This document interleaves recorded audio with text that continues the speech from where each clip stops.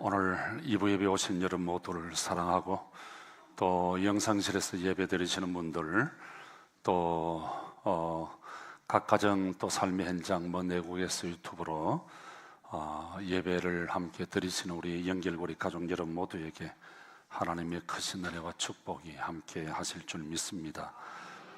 여기저기에서 이상한 이야기들이 참 많이 들립니다. 저 이스라엘의 가자 지구에 전쟁의 소리로 수백만 수천만이 죽임을 당하고 또 소요 사태가 일어나고 또 미국에도 수십만이 거리에 뛰쳐나오고 또 남미 브라질에서도 수많은 사람들이 뛰쳐나와서 데모를 하고 있고 일본도 그렇고 물론 우리 한국도 유해는 아닙니다.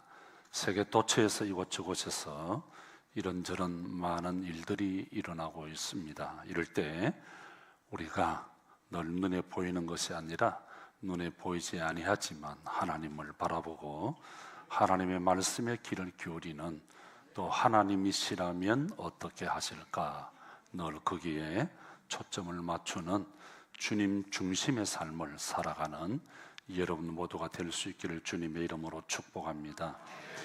우리가 계속해서 철로 역정의 영성을 나누면서 이 사순절 기간을 우리가 보내고 있는데 철로 역정을 쓴 잠 번연은 영국의 신학자이자 작가입니다. 1628년 영국의 대장장이의 아들로 태어나서 집이 너무 가난해서 학교를 제대로 다니지 못하고 초등학교를 겨우 다니고 대장장이로 일을 했던 그런 사람입니다.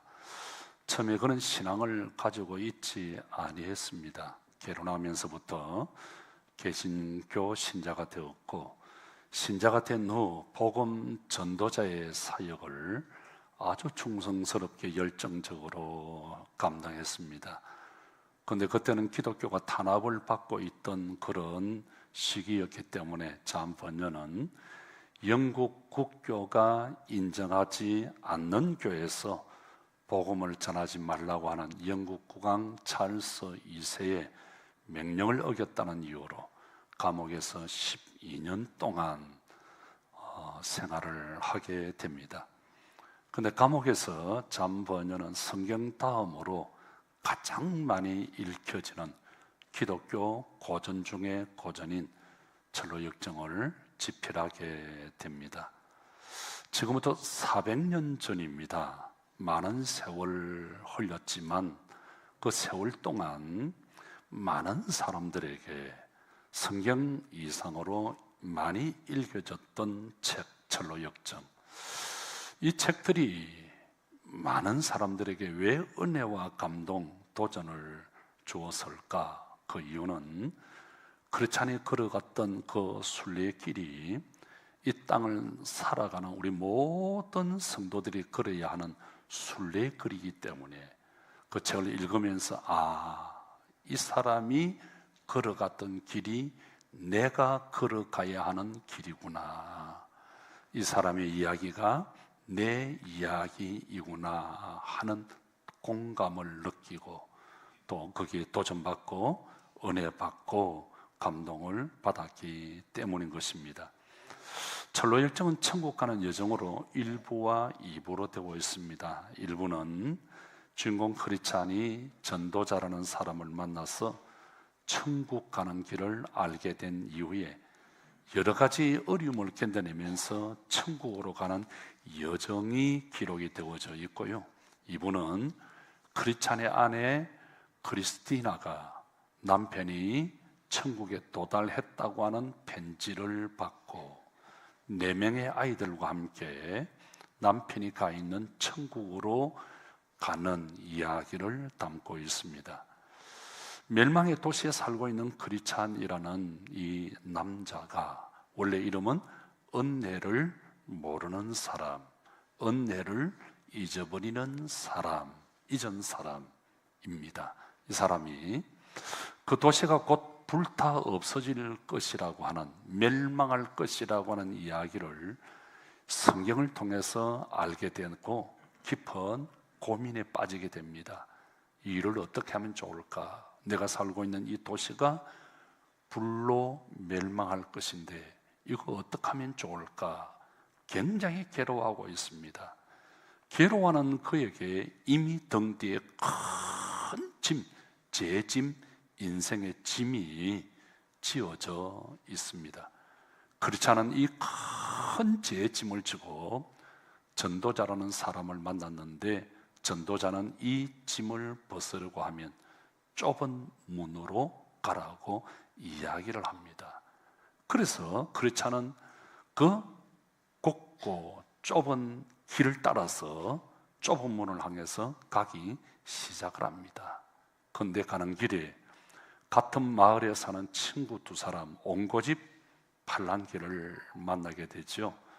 뭐 그렇게 고생할 거 뭐 있느냐, 그냥 집으로 돌아가자고 이야기를 하고, 한 친구는 가다가 절망의 늪을 만나고 낙심하고 실망하고 짜증내면서 집으로 돌아가 버리고 맙니다.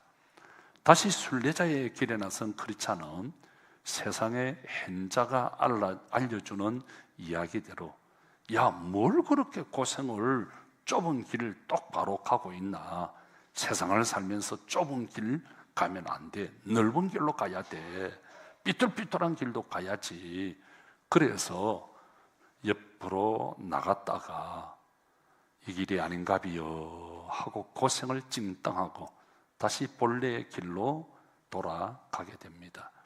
그렇게 계속 앞만 보면서 걷던 크리스찬이 드디어 좁은 문에 도착을 하고 선이라는 사람을 만나게 되어서 그 사람의 도움으로 해석자의 집으로 가게 됐죠. 크리스찬이 해석자의 집에서 7개의 방을 보게 됩니다. 첫 번째 본 게 뭐였어요? 목자의 그림이 있는 방입니다. 내 인생을 살면서 내 인생의 신앙의 진정한 목자는 예수 그리스도다, 이걸 깨닫게 됩니다. 그리고 두 번째는 먼지가 가득한 방, 아무리 썰어도 먼지가 나가지 않고 더 먼지가 크게 요동하고 뒤엎습니다. 아, 내 힘으로 율법으로는 아니되구나. 예수 그리스도의 십자가의 보혈로 내 모든 죄가 씻음받고 용서받을 수 있구나, 이런 가르침을 받습니다. 세 번째 방에서는 2개의 의자가 놓여 있는 방, 그리고 네 번째는 벽난로가 있는 방으로 안내가 되죠. 5번째 방은 아름다운 궁궐의 방을 보게 됩니다.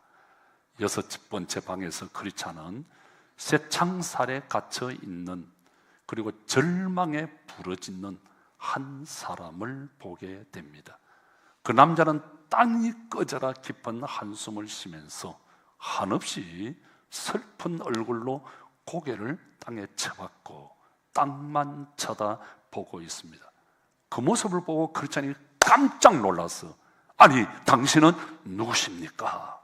그리고 이것은 무엇을 의미하는 겁니까? 하고 질문을 던집니다. 그랬더니 그 남자가 하는 말, 저는 저 자신은 물론 저를 아는 모든 사람들이 인정을 하는 참 좋은 크리스찬이었습니다. 교회 열심히 충성했습니다. 구원의 확신 분명했습니다. 기도 많이 했고 전도 많이 했고 헌금도 많이 했습니다. 그런데 지금은 이렇게 타락해버렸습니다. 아니, 왜 당신같이 구원의 확신 분명하고 성령의 은혜도 받았던 사람이 타락했습니까?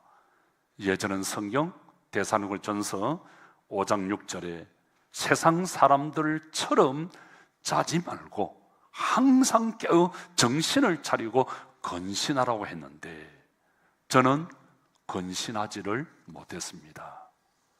예수를 믿으면서 교회 생활을 하면서 2 다리를 걸쳤습니다. 세상이 너무 좋았어요. 돈이 너무 좋고, 아니, 눈에 보이는 그 즐거움들이, 쾌락이 너무 좋아서, 권력이, 명예와 인기가 너무 좋아서, 그리고 매일 먹고 마시고 즐기는 술과 마약과 친구들이 너무 좋아서 거기에 푹 빠지다 보니 하나님의 말씀을 떠나 살게 되었습니다. 하나님의 말씀을 멀리 하다 보니까 그만 이렇게 되고 말았습니다. 제가 성령을 거슬렸습니다. 성령을 해방했습니다. 성령님을 슬프게 했습니다. 그래서 마음이 굳어져서 회개하지 못했고요. 저는 성령 해방죄를 짓고 하나님을 떠나고 말았습니다.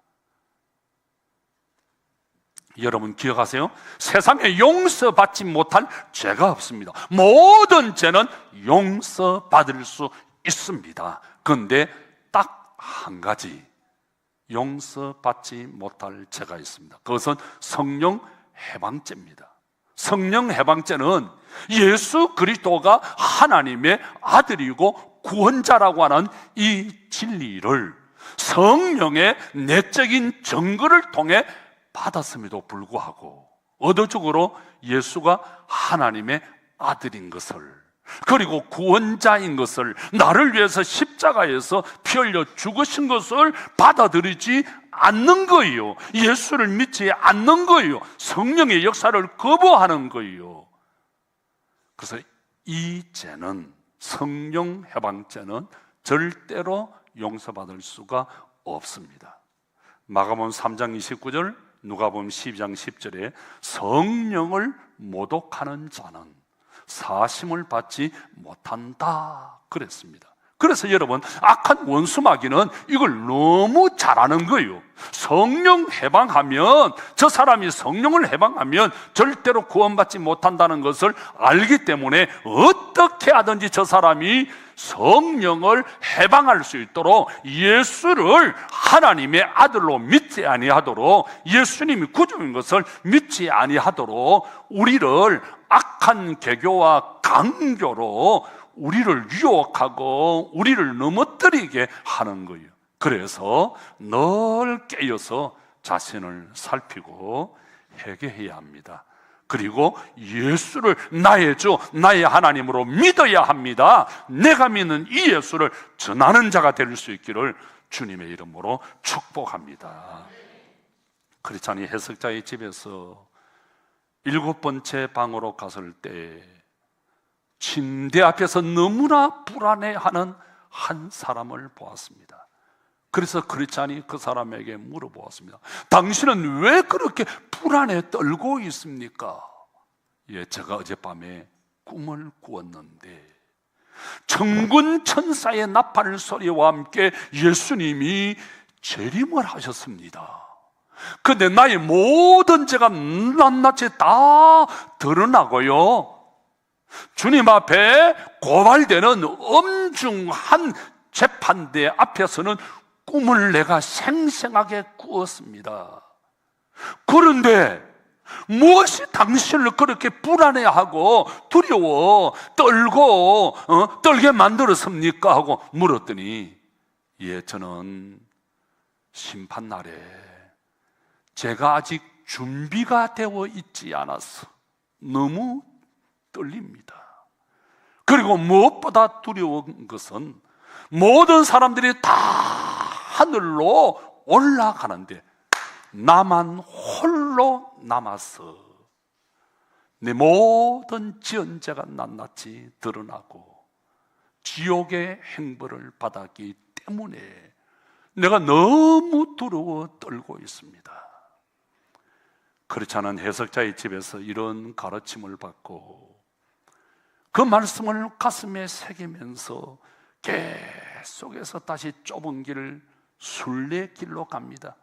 이제 오르막을 올라갑니다. 쉬운 길이 아니에요. 넘어지고 자빠지고 꼬꾸라지고 땀이 나고 눈물이 나고 이런저런 어려움이 있습니다. 그러나 다시 일어나서 기도하면서 찬송하면서 그 길을 걷고 또 걸어가고 있습니다. 한참을 그렇게 오르고 올랐더니 마침 이제 그 등성까지 갔습니다. 근데 저 언덕 위에 뭔가 보이는 게 있습니다.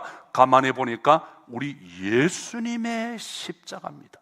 너무 좋아서 야, 십자가다 그러고 있는데 갑자기 붕 뜬 느낌이에요. 몸이 얼마나 가벼운지 붕 떠 날아가는 듯한 그런 가벼운 느낌이에요. 이게 뭐지? 하고 있는데 여태까지 그렇게 무겁게 등에서 억눌렀던, 짓눌렀던 그 죄악의 짐, 그 인생의 짐이 뚝 하고 떨어지더니 자기가 올라온 언덕길로 떼굴떼굴 막 굴러가는 거예요. 너무 궁금해서 저것이 어디로 가나 보니까 어느 무덤가로 쑥 빨려 들어가 버리고 흔적 없이 사라져 버렸습니다. 너무 기쁘고 좋아서 예수님 감사합니다. 예수님이 십자가에 못 박혀 죽으심으로 내 모든 죄가 용서받고 내가 구원을 받았습니다. 예수님 감사합니다. 내 죄 문제가 해결되었습니다. 예수님 감사합니다. 감사합니다. 십자가를 바라보면서 눈물을 주룩주룩 흘리면서 기도하고 있습니다. 십자가만 보아도 내 모든 죄 문제가 해결된다는 이것이 너무 신기하고 놀라워서 십자가를 바라보면서 너무 감동해서 감격해서 울고 있는데 어디에선가 사람 소리가 납니다. 이상한 소리가 어디에서 들리는 것 싶어서 보니까 웰컴 평안할지어다, 웰컴 평안할지어다. 눈을 떠서 보니까 언덕 위에서 빛나는 새 천사가 나타나 크리스찬을 웰컴 평안할지어다 말합니다.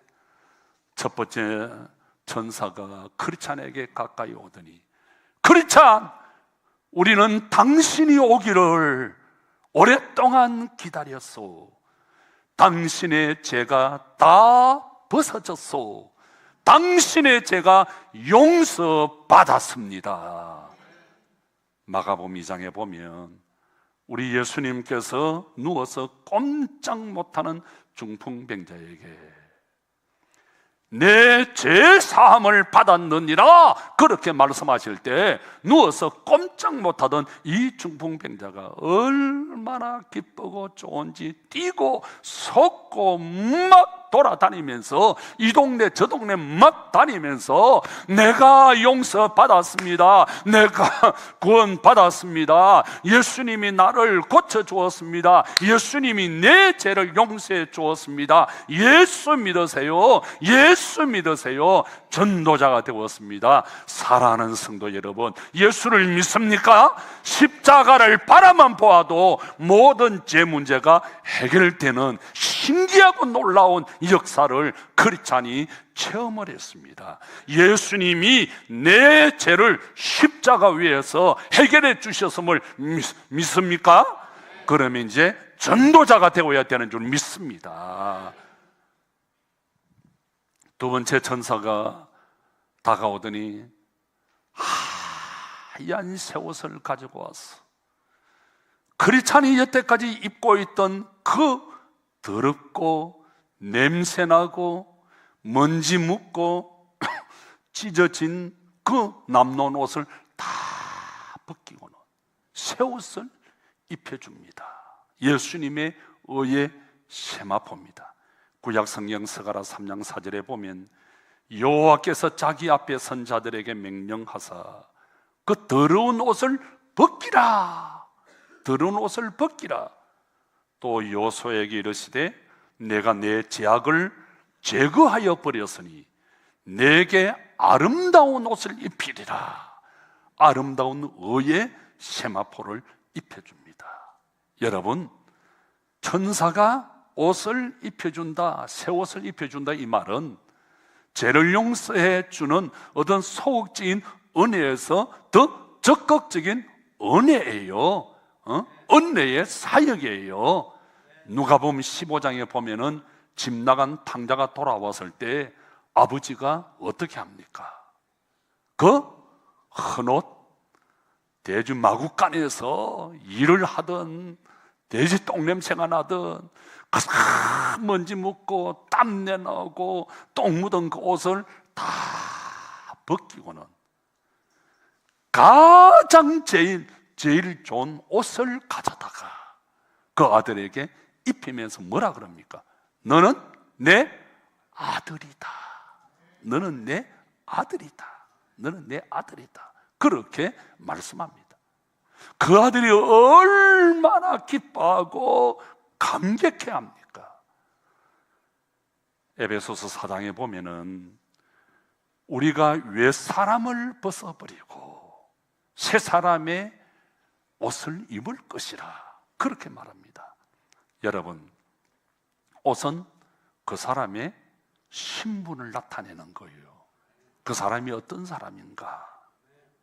길을 가는데 군복을 입고 지나가. 누구지요? 군인이에요. 길을 가는데 누가 경찰복을 입고 지나가. 누구지요? 경찰이에요. 조금 크게 하면 좋을 텐데. 병원에 갔는데 누가 간호사의 옷을 입고 있어. 누구예요?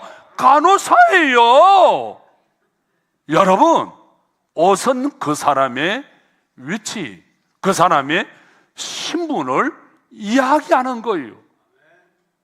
여러분, 옷을 입고 있을 때 군인 같은 말을 하고 군인 같은 행동을 합니다. 간호사의 옷을 입고 있을 때 간호사의 말을 하고 간호사의 역할을 하는 거예요. 경찰복을 입고 있을 때 경찰의 그 맞는 말을 하고 그 역할을 하는 거예요. 여러분, 여태까지 순례자 크리스찬이 어떤 옷을 입고 있었죠? 다 떨어지고 냄새나고 먼지 묻고 이런저런 더러운 거 다 묻고 찢어지고 갈라진 남루한 옷을 입고 있었어요. 무슨 말이죠? 죄인이라는 말이에요. 죄인이란 말이에요. 새 옷을 입혀 주었어요. 무슨 말이에요? 의인이 되었다는 말이에요. 여러분 기억하세요. 주님께서 저와 여러분들을 위해서 십자가 위에서 보배로운 피를 흘려 주심으로 우리는 죄인에서 의인이 되었습니다. 우리는 죄인에서 하나님의 자녀가 되었습니다. 하나님의 가족이 되었습니다. 하나님의 아들이 되었습니다. 하나님의 딸이 되었습니다. 이제는 우리는 죄인이 아니라, 이제는 우리가 세상 사람이 아니라 이제는 하나님의 자녀가 되었습니다. 여러분, 옷을 입혀줬다. 신분의 변화가 왔다는 거예요. 여러분, 먼저 신분의 변화가 와야 삶의 변화가 오는 거예요. 여러분, 이제 얼마 있지 않으면 대통령 선거가 있을 거예요. A라는 사람이 대통령 선거에 당선이 되었다. 그렇게 한번 해보세요. 당선이 되었다. 아이고, 우리 준우 고마워. 우리 아들, 아이고, 우리 준우 고마워. 내 아들이야. 준우는, 아이고, 참, 아들이 일대 필요한 거야. 나는 딸만 둘이가 되어서 이 아들을 잘 몰라요. 딸만 둘이죠. 손주를 낳았는데 또 손녀도 둘이죠. 또 이번에 또 손주를 낳았는데 3명을 낳았어요. 그건 3명 다 딸 셋째예요. 자, 손녀가 딸만 손녀가 5명에다가, 자, 또 박수. 큰 딸도 딸이죠. 작은 딸도 딸이죠. 마누라도 딸이죠. 참 유일한 거예요. 그래서 아들 집을 잘 몰라요. 근데 그 딸들하고 살면요 얼마나 재밌는지 몰라요. 가만히 있을 시간이 없어요. 전화해서 아빠 뭐해? 뭐 커피 마실까요? 뭘 좋아해요? 이런 거 얼마나 이야기하고, 엄마하고도 뭐 그냥 밤새도록 이야기하고도 뭐 이렇게 다 챙겨줘요. 그래서 제가 우리 장로님들 보면 아들만 있는 집들 보면, 어이구, 저 장로님 무슨 재미로 인생을 살지? 얼굴이 수심이 가득하면 그렇지. 아들만 있으니까 수심이 가득하겠지. 그만 생각하는데, 오늘 우리 준우 딱 보니까, 이야, 아비의 마음을 딱 알고, 목사님, 이 등물이 딱 필요하겠다. 우리 준우 너무 고마워요. 너무 고마워요. 자, 여러분, 어떡하니, 대통령? 우리 준우, 이번에 대통령 선거 나올 수 있나? 준우? 나이가 조금 모자라구나. 참, 다음에 한번 나오시라고. 자, 대통령 선거가 있는데, 어떤 A라고 하는 사람이 대통령에 당선되었다. 그러면 당선자 발표와 함께 신분이 바뀌지요. 어떻게 바뀝니까? 일반인에서 당선자 신분으로 바뀝니다. 당선자 신분이 바뀜과 동시에 그에 해당하는 예우가 완전히 달라집니다. 180도 달라집니다. 당선자 발표와 함께 그 집을 뺑 둘러 경호원이, 그리고 집을 나가면 앞뒤 전후 좌우에 삼겹사겹으로 경호원들이 전부 경호를 합니다. 당선자가 내가 고향에 가고 싶다, 고향을 딱 가면요, 벌써 한 달 전부터, 몇 주 전부터 고향 싸움하게, 산이 있으면 그 산을요, 이중 삼중으로 저 산 꼭대기까지 전부 경호를 다 합니다. 그리고 하늘에는 헬리콥터가 몇 대 계속해서 도도도도도도도 막 돕니다. 그리고 바다에는요, 군함 수십 척이, 군함 함대가 쫙 늘어서 있습니다. 그리고 몇 메터 간격으로 전부 경찰들이 통제를 탁 하면서 완전히 달라집니다. 근데 처음에는 대통령이 당선되고, 내가 이게 꿈인가 생신가, 내가 정말 대통령이 되었는가, 좀 어색할 수도 있어요. 그리고 군인들 팍 써가지고 부대 대통령에게 경례하면 경상 이러면 요렇게 해야 되는데, 요렇게 하기도 하고, 그냥 이렇게 하기도 하고, 그러면 부대 열정시업 해야 되는데 그것도 잊어먹고 할 수도 있지만, 점점 자신의 신분을 의식하는 순간, 그래, 내가 대통령이지. 그럼 대통령의 말이 나와요. 대통령의 톤이 나오고요. 폼도요, 이래 막 그리 댕기다가 폼도 달라지고요, 막 이래 하다가도 이렇게 좀 달라지고, 다른 거예요. 신분을 의식하면 말과 행동이 달라진다. 여러분, 하나님은 우리에게 먼저 신분을 주십니다. 너는 내 아들이야, 너는 내 딸이야, 너는 하나님의 자녀야, 하나님의 가족. 여러분, 내가 하나님의 자녀인 것을 알면, 내가 하나님의 가족인 것을 알면 우리의 생각이 달라지고요, 우리의 말이 달라지고요, 행동이 달라지는 줄 믿습니다.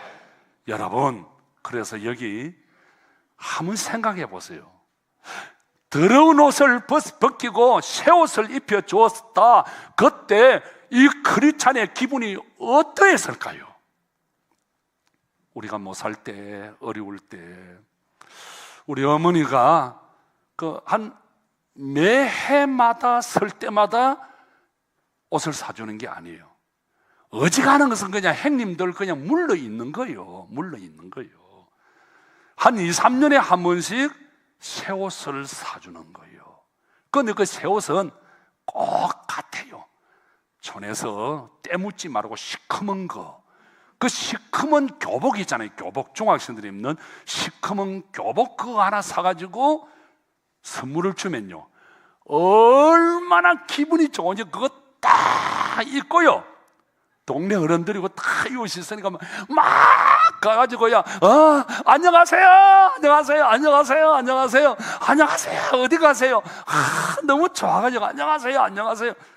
이게 생각이 나는 거예요. 너무 좋아가지고. 여러분이 그렇지 않니? 냄새나고 더러운 옷을 다 벗고 천사가 새 옷을 입혀주었을 때 얼마나 신이 났겠어요.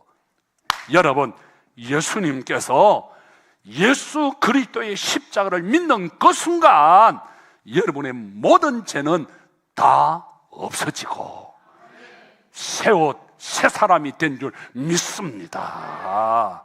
신분의 변화가 왔어요. 그래서 우리가 하나님 아버지 하잖아요. 신분의 변화가 왔어요. 너는 내 아들이다. 여러분, 무슨 말이에요? 예수님을 우리가 믿습니다. 예수님을 영접합니다. 믿습니다. 영접하는 그 순간 우리는 신분의 변화가 왔습니다. 여러분, 신분의 변화가 오면 우리는 신분의 그 역할, 삶의 변화가 오는 거예요. 여러분, 이게 무슨 말이에요? 여러분, 인을 쳤다. 여기 오늘 말씀해 보면은, 자, 세 번째, 천사가 탁 다가와서 그리스도의 이마에 도장을 꽉 찍어줍니다. 그리고는 손에 두루마리 바이블, 성경을 지어주면서 어떤 일이 있어도 천국 가는 그날까지 이 말씀을 놓지 마세요. 늘 보고 읽고 묵상하면서 천국을 향해서 가야 됩니다.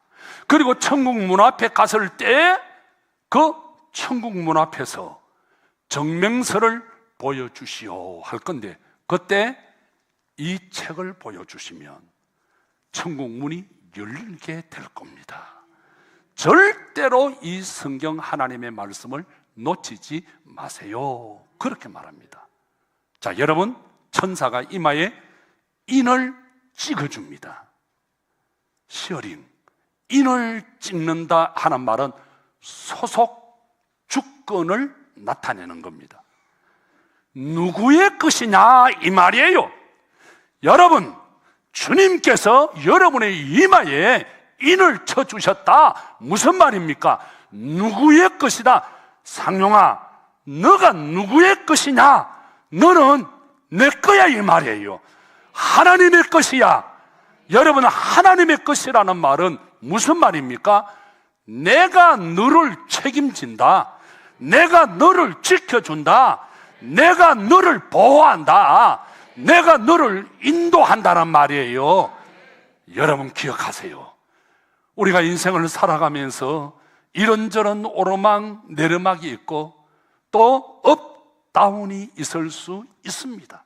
얼마든지 실수할 수 있고 얼마든지 실패할 수도 있습니다. 그러나 기억하세요. 하나님께서 나에게 인을 쳐주셨다. 나는 하나님의 것이다.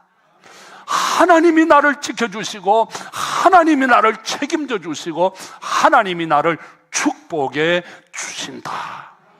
그 믿음의 확신을 가지고 공부하고 그 믿음의 확신을 가지고 직장생활하고 그 믿음의 확신을 가지고 사업하시기를 주님의 이름으로 축복합니다. 에베소서 1장에 보면 그리스도 안에 있는 우리 성도의 정체성에 대해서 말씀합니다.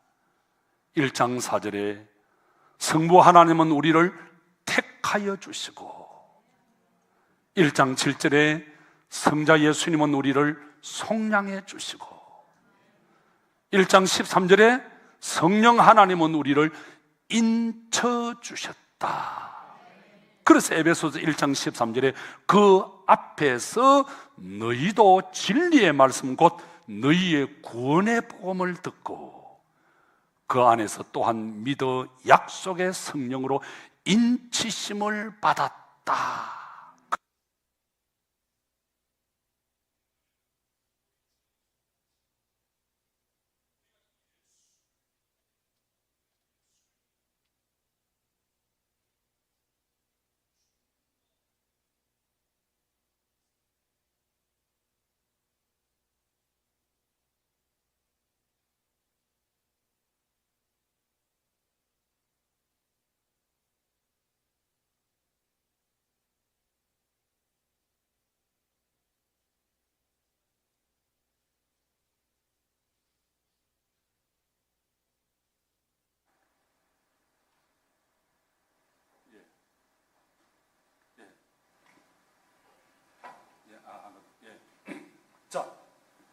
여러분, 우리가 알지 못하지만 우리가 예수를 믿는 그 순간 우리는 하나님께서 우리를 성령으로 인쳐주셨어요.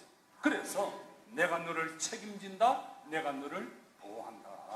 그래서 시편 121편에 보면 내가 너를 지켜 주시겠다. 그래서 오른손으로 그늘이 되어주시고 낮에 해가 밤에 달을 너를 상치 아니하도록 해치 아니하도록 할 것이고 여호와께서 너희 모든 환난을 맹쾌하시고 지켜주신다고 말씀을 맺습니다. 사랑하는 성도 여러분, 이번 한 주간 이 사순절을 보내면서 하나님이 나를 지켜주신다, 하나님이 나를 보호하신다는 이 믿음의 확신을 가지시고 열심히 여러분 삶의 현장에서 당당하게 승리하시고 성공하실 길을 주님의 이름으로 축복합니다. 그리고 여러분 꼭 기억하세요. 이 4월 달에 꼭 한 영혼을 주님 앞으로 인도하겠다는 이 결심을 하시고 우리 장로님들 부탁드립니다. 꼭 이번에 한 사람을 내가 인도해야지. 우리 권사님들 내가 한 사람 인도해야지. 저는 기도하면서 요즘 이런 생각합니다. 제가 최선을 다해서 목회하고 우리 교인들에게 전도하자. 예수님이 이 땅에 오신 것은 죽은 영혼을 살리기 위해서 오셨는데 우리가 이렇게 아름다운 곳에 아름다운 교회를 짓고 빈자리가 있으면 저는 성격상 빈자리 있으면 굉장히 힘들어요. 저는 성격상 어떤 운동을 해도 짐에는 잠을 못 자고 밥을 못 먹는 성격이에요. 내가 왜 졌는가? 그래서 그 다음날 가서 또 축구하자. 축구를 이길 때까지. 그래서 한 번도 져본 적이 없어요. 우리 친구들이 다 알아요. 만신에 깨어가지고도 이길 때까지 제가 합니다. 그래서 여러분, 저는 기도하면 이런 생각합니다. 나도 곧 은퇴해야 되겠구나. 여러분이 전도 안 하면 제가 은퇴하는 게 맞습니다. 제가 은퇴하고 새 목사님이 와서 교회를 부흥시켜야 됩니다. 그래서 여러분들, 제가 조금 더, 이건 방송을 바로 나갑니다. 전국에 내일 되면 난리가 날 거예요, 아마 목사님들이. 여러분들이 저를 은퇴하시오 그렇게 하면 우리 장로님들 전도하지 마십시오. 권사님들 전도하지 마십시오. 미련 없이 제가 은퇴하겠습니다. 그러나 여러분, 좀 전도 열정을 가지면 마지막 최선을 다해야 되겠구나, 힘을 낼게요. 엊그제 노예 모임이 있었어요. 우리 노회장 목사님께서 우리 며느리 아이가 있는데 친구가 몸이 안 좋아서 아버지께서 벌침을 잘 놓는데 벌침을 하나 주면은 나으면 참 고쳐주면 좋겠다. 그래 아빠가 그러면 우리 교회로 오면 되겠네 하니까 무슨 말이에요? 왜 아버지 교회로 가느냐고. 내가 다니는 교회로 가지. 우리 목사님이 전도 많이 하면 미국 그랜드 캐년 보내줬다고 했다고. 근데 그 목사님이 눈물을 걸었으며 너무 그게 맨날 아이가 고맙더라는 거예요. 한 번도 남을 전도하겠다는 이야기를 해본 적이 없대요. 연결고리 교회 가더니 아이가 변했대요. 전도를 하겠다, 전도를 해서 교회 데리고 가겠다, 그 이야기를 들으니까 너무 고맙더라는 거예요. 오늘 이 자리에 앉아 있습니다, 그 주인공이. 사랑하는 성도 여러분, 부탁드립니다. 이제 빈자리가 몇 개 안 남았어요. 여러분 꼭 이번 4월 달에는 나무 심읍시다. 한 영혼의 나무를 심읍시다. 우리 장로님들 부탁드립니다. 우리 군사님들, 여러분들 부탁드립니다. 꼭 한 사람씩 인도해서 정말 우리 한국 교회를 한번 살려봅시다.